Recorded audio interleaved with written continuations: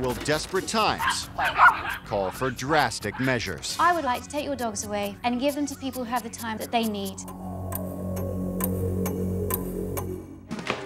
The final stop is Sarah's bedroom, where she keeps Nibby and Maiden confined during the day. Maiden likes to poop underneath the bed, so I don't know what it is. She has something with going, maybe in private. Yeah. I cannot believe what I saw. I don't think I have ever seen such a disgusting sight as week-old poop and piles of it under somebody's bed. I don't know how she sleeps. So you have poop under your bed, the bed you sleep in. Yeah, you have poop it's under. disgusting. And so you leave it. It's just so hard to clean, and I'm gone all the time. Sarah will let her dogs stay in the room up to 12 hours in a day, won't walk them at all. Maybe she's too tired. Next, Sarah takes Victoria out to her private balcony. All the big spots are throw up because I changed their food and they got really sick a couple days ago. I think Sarah's the worst dog owner that has ever existed. She neglects her dogs. She's lazy.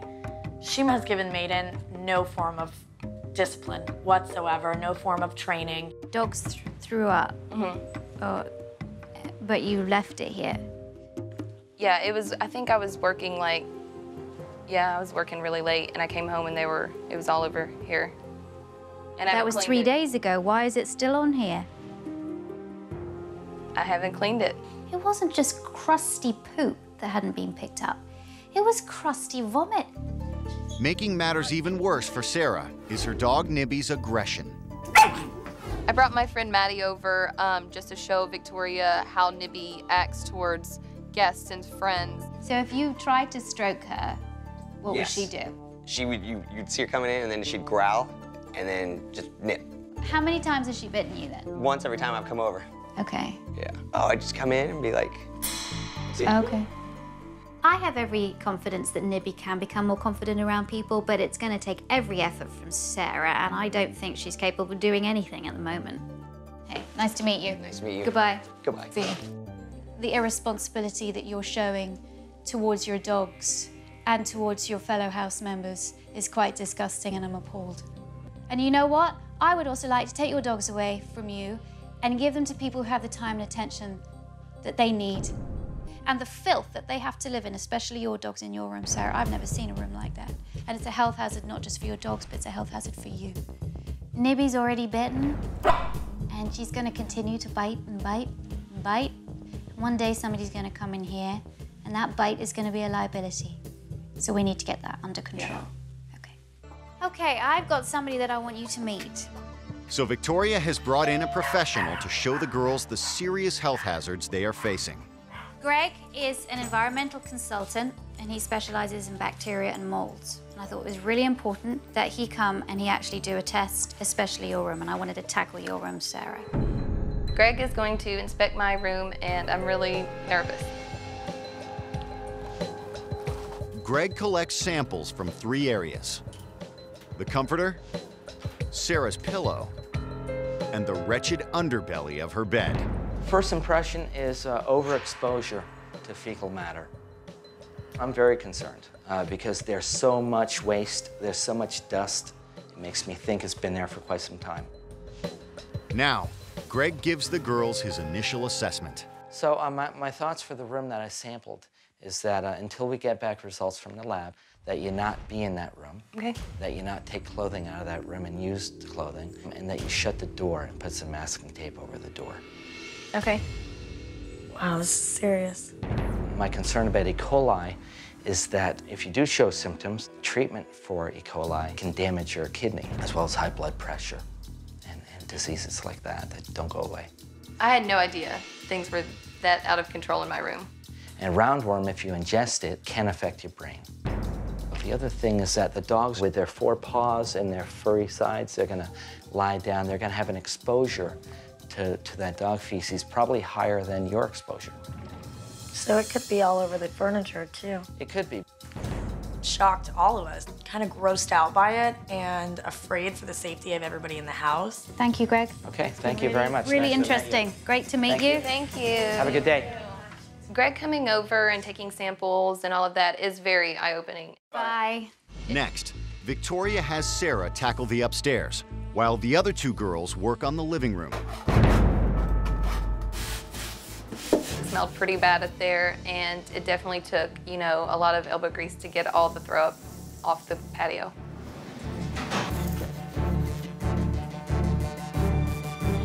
An hour later, Victoria comes up to see how Sarah's doing. Wow. It looks beautiful. It's wonderful. Oh my gosh, this is your place. I love it. I learned my lesson. I'll just say that. Okay. Yeah. Don't let it get like that again. No. Now, the test results are in. I am very concerned with the amount of feces that there are lying around, especially in Sarah's room. I think it could be a potential health hazard. I have the results. I'm very scared about, you know, the samples coming back and what could be in the house for everyone. And fortunately, it's good news. There is no E. coli present in your room. Thank goodness. I hope this near miss has been a wake-up call for all of the girls. I hope they never, ever let the house get to the state that it was when I first came here. This is the dog's own personal potty. I love it. But what I've done is I put a little of one of their poopies on there anyway, so that their scent is on there. Hopefully that will entice them when they need to go in there. Now, she wants to address Sarah's dog Nibby's most serious problem. Nibby has found a great way to deal with the people that come and try and touch her, and that's to bite them. And it works. It makes people go away from her. So she's going to do it again and again and again. What we want to teach her now is that approaching hands are a good thing rather than a bad thing. And the way I'm going to do this, I'm going to teach her the touch command. Dogs are very inquisitive anyway, and they like to go towards things. Ooh, fascinating, let's go check it out.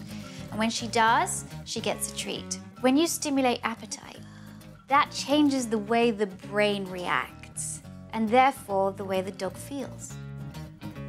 Touch, good girl. As she goes towards to touch my hand, I tell her to touch. Touch. Now, when she doesn't do it, she's working out. She's not going to get a treat until she does it. So let's just see.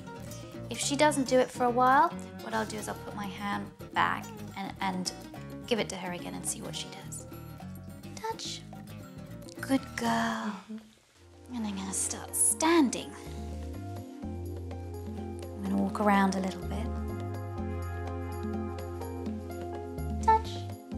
Good girl. Okay, Susan, would you like a go? I think Susan was really nervous when she found out she had to be working with Nibby. I know she's been bit before and was probably really scared about it. Touch. And when she doesn't do it, just go, uh-oh. Uh-oh. Touch. Beautiful. Good girl. I think that was the first time she's ever made a positive connection with this dog. Touch. Good girl. I think that by working with Nibby, I probably showed Sarah that I do care. I have a bit of a softer side when it comes to her dogs, and I think it'll help our relationship. Then Victoria moves the training to Sarah's lap, a place where Nibby feels very protective. So now I'm conditioning her to see my approach. Hi, Sarah, touch. Good girl. I want Sarah to teach her guests to do what I did, to approach her, say, hi, Sarah, and then say touch. Extend their hands so Nibby can touch them and she can get a treat. Hey, Sarah, touch. Good girl. Watching Nibby learn, I love it. It's really amazing. So far, everything is coming together well. Accidents in the house have become less frequent, and all the dogs have now taken to the porch potty. The porch potty is going great. Maiden is a whiz at it. Even Lucas and Bailey know to go out there now too.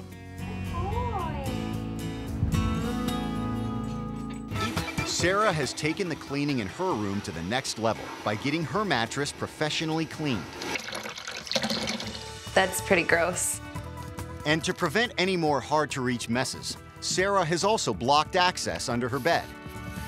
I taped black board under my bed so Maiden can't get under there anymore and there won't be any more mess. Betty! Hello. Next, Sarah has invited her friend over to work with Nibby on the touch training. Nibby usually bites me, and I'm not too sure if she'll bite me again. So I feel still a little scared. I still feel nervous. You're gonna have a treat, and you're gonna hold it behind your back, and you're gonna open your hand, and you're gonna say touch, and if she touches you with her nose, and you give her the treat, and say good girl. Okay. Nibby, Nibby. Touch. There you go. Wow. Okay, one more time. Nibby, touch. Good girl. Wow, that's completely night and day. Good girl. She wouldn't even come to me before. Good girl. That whole touch training worked really well, and I was really impressed, really amazed. Come here. Oh, good You can sit with me? We gonna play now? Nibby is making so much progress. By inviting her to touch, you're taking pressure off her so she's less likely to react and bite. Thanks for watching. If you love It's Me or the Dog and want more dog training tips and tricks, visit my official site, positively.com. And if you're interested in learning more about becoming a dog trainer, check out the Victoria Stilwell Academy. Links to both sites are in the description. I'll see you online.